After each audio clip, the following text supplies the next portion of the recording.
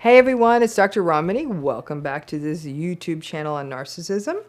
This particular video relates to healing. And so before I get too deep in it, those of you who are interested in doing a deeper dive in into healing than I can really do on the YouTube channel, please look at the link on the video notes. I have a monthly healing program that's focused on healing from narcissistic abuse. But in this video, I'm going to open up, I was originally going to even call this video, Don't Get Cocky. So let's just start there. Folks, as you go through your healing, I don't want you to get cocky. And when I wrote this down, this idea of don't get cocky, I can't even believe I'm even saying this. Because I want all survivors to be walking with all the swagger in the world. But I'm still going to say it, don't get cocky. So let me tell you what I mean. Let me sort of lay this video out to you by way of a story to begin. It's based on a few stories that have come my way, so I'm going to sort of summarize them into a vignette here. But it's pretty powerful, and I've heard this story again kind of recently. I know a woman who went through a horrible narcissistic relationship with a full-on malignant narcissist. Horrible long-term relationship, horrible divorce, terrible post-separation abuse, gruesome process of healing and recovery. Starts to recover, meets another narcissist, gets out faster this time, but the new abuse obviously still takes a toll. It's like breaking a bone in the same place twice. This woman then meets a new person, kind, compassionate, sweet, falls in love, is happy, glowing, confident, feels she can be herself, still sometimes can't believe her good fortune. It's been a couple of years. He treats her like a goddess. He's not a narcissist. He helps her when she is still scared of the old bad stuff happening. The woman then says, kind of smugly, I clearly won't ever fall for a narcissistic relationship again. I know I'll never accept that again. I get this, I got this, and now I'm immune to this, and I know this will never happen to me again. And that's when I winced and said, sweetie, slow down. Because what concerned me is that none of us are immune. And the danger comes when we think we are. I gotta say, these damn narcissistic folks are like viruses that mutate and still figure out how to get in. And so it's not just about recognizing the easy stuff, the charm, the charisma, the grandiosity, things moving too fast, gaslighty stuff, red flags. Because it's not always that, and there are subtleties to this.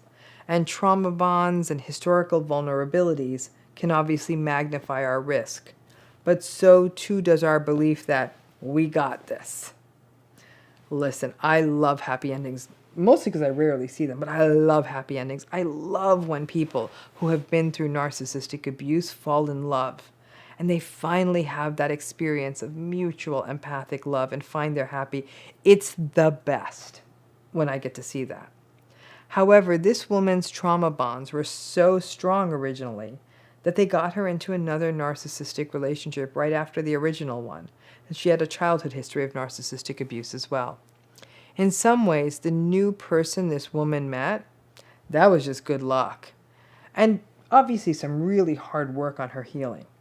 In the past, she may have just looked past a guy like this one because he wasn't so much swagger. So that was the healing work, right? The good luck was that the dude existed and that she got to meet him. So you may be thinking, and I understand that, what the hell, Dr. Ramani, are you saying that survivors can't be confident? Survivors absolutely can be confident, but they have to remain aware of the risks out there. It's the sort of walking down a deserted street at 3 a.m. kind of thing. For most of us who are normal people, that's risky. Maybe you get lucky and nothing happens. But if you do have to walk down the street late at night, you better be on alert. And it's the same thing with being aware of our vulnerabilities to narcissistic people. In this woman's case, let's imagine her story. And goodness knows I want this story to have a full-on happy ending. That these two people, they've been in it for a few years, but they commit to a permanent relationship. They love each other always. They grow old together. Awesome. However, this woman does still have a job and friends and kids. The fact is the trauma bonds just don't evaporate and disappear. And once you've been through it, especially when it has been a rough course, especially when it's been over a lifetime, and you continue to be vulnerable, you do have to be forever aware. Maybe it won't happen to her again in a romantic space, but putting down her guard, thinking she's immune to it, does mean that she thinks she can handle it. And if I had $1 for everyone who ever came up against an antagonistic person and said, oh, I've been through this, I got this, I could see this coming, needless to say, they didn't got this. So let's face it, a good example here, it's not a perfect fit, but a decent example here might be sobriety, right? People with histories of severe substance use disorders or addiction just can't drink again or use again. So every day, every hour is a commitment to, nope, can't do that. Some people are even like that with sugar or gambling or even spending. Exposure to narcissistic folks has kind of a similar vibe. Once we've been through it and really been through narcissistic abuse, we don't have the luxury of saying, well, this is never going to happen to me again. I get it. The problem with believing that we have it figured out is that we let our guard down. And in a world populated with lots of narcissistic folks, that's dangerous. Now, I'm not saying that you have to be forever prepared for interrogation or abuse or always have your fists up as soon as you meet someone or shut down with every new person you meet. But to believe you got it also means that you may underplay red flags, and that's where it becomes risky. Just telling you to take it slower. I have no doubt, I know I've seen it, after healing or as healing goes on, people become more discerning, more aware, more tuned into instinct, more willing to act on red flags, and more self-possessed of the harms of their trauma bonds. I am absolutely confident that people can start finding themselves again, separate from the narcissistic relationship. However, our histories of narcissistic abuse are vulnerabilities, and awareness is mindfulness. It's watching people carefully. It's moving slowly and being willing to step back when things don't feel okay. I don't care who you are. None of us can be confident that this won't happen to us or won't happen again. It may be that it shows up in more maybe minor relationships, workplace stuff, a random person at a church or community group, maybe a friend or a random in-law. But knowing it means you can majorly set a boundary early and feel that it is okay to do so.